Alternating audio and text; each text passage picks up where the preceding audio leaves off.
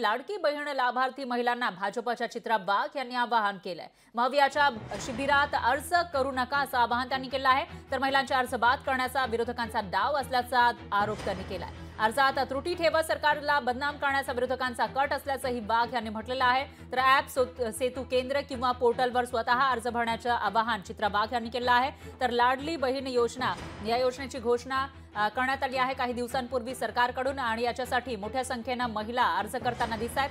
पण सेतू केंद्राबाहेर मोठी गर्दी होत असल्याने विरोधकांकडून सुद्धा काही ठिकाणी शिबिर लावले जात आहेत आणि या शिबिराच्या माध्यमातून अर्ज भरून घेतले जात आहेत। पण त्यावरून चित्रा वाघ यांनी निशाणा साधला।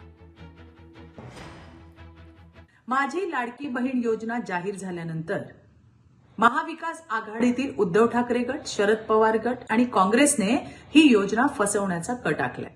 त्यांच्या शिबिरांमध्ये जे अर्ज भरून घेतले जातील त्यामध्ये ते कशा पद्धतीने त्रुटी राहतील याची काळजी ते घेणार आहे।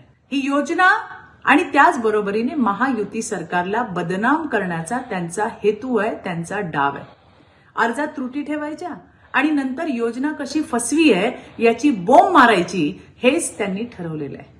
आणि म्हणून मला माझ्या माता भगिनींना सांगायचंय की त्यांच्या शिबिरातून अर्ज नक्की घ्या, पण अर्ज घेतल्यावर स्वतः ॲपवर जाऊन, सेतू केंद्रावर जाऊन, वेबसाईटवर जाऊन अपलोड करा आणि त्याची पावती घ्यायला विसरू नका।